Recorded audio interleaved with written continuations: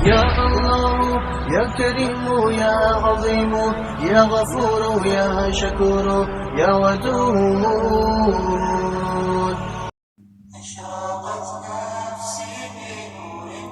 الحمدللہ، رمضان المبارک ہماری زندگی میں ایک مرتبہ پھر سایہ فگن ہے۔ حضرت صلی اللہ علیہ وآلہ وسلم کا فرمان ہے کہ ہوشیار، عقل مند و توانا وہ ہے جو اپنے نفس کو قابو میں رکھے اور آخرت کی نجات و کامیابی کے لیے عمل کرے، اور نادان و ناتواں وہ ہے جو اپنے آپ کو اپنی خواہشات نفس کا تابع کر دے اور بجائے احکام خداوندی کے اپنے نفس کے تقاضوں پر چلے اور اللہ سے امیدیں باندھے۔ رمضان المبارک انفرادی تزکیہ و اصلاح کے ساتھ ساتھ مخلوق خدا سے محبت، ہمدردی اور خیر خواہی کا مہینہ ہے۔ آئیے رحمت، مغفرت اور آتش جہنم سے نجات کے لیے اس بابرکت مہینے میں اپنی ساری کاوشوں، محنتوں، ایثار اور اپنے اموال کو اسی کی بارگاہ میں پیش کرتے ہوئے رب کریم سے استقامت کے طلبگار ہوں۔ سب سے پہلا اور بنیادی کام یہ ہے کہ اس ماہ مبارک سے بھرپور فائدہ اٹھانے کی ابھی سے نیت خالص اور پختہ ارادہ کر لیا جائے۔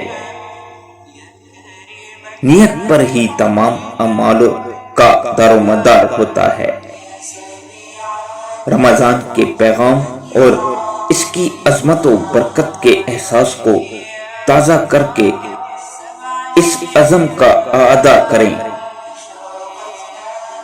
جس سے آپ کے اندر تقوی اجاگر ہو جائے۔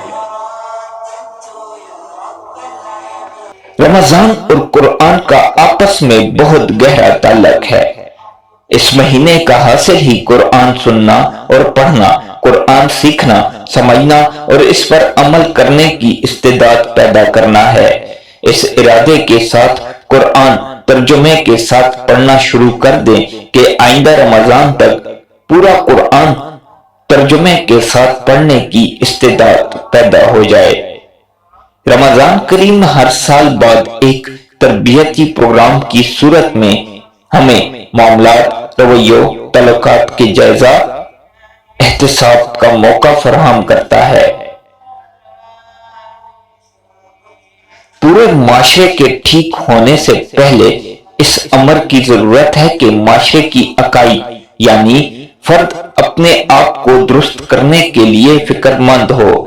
ذاتی احتساب و جائزے کے ذیل میں رمضان کی اہمیت محتاج بیان نہیں۔ اپنی خامیوں کی ایک فہرست بنائیں اور نہیں تو ایک ایک کر کے ان سے بچنے کا اہتمام کریں۔ غیبت، چغلی، لعن طعن، بدگمانی، تکبر، ظلم، غصہ، جھوٹ، وعدہ خلافی، بدنگاہی، حسد، بغض وغیرہ یہ سب اخلاقی برائیاں ہیں اور ماہ رمضان ان برائیوں کا علاج کرنے کا بہترین موقع فراہم کرتا ہے۔ اس موقع کو ضائع مت کیجیے۔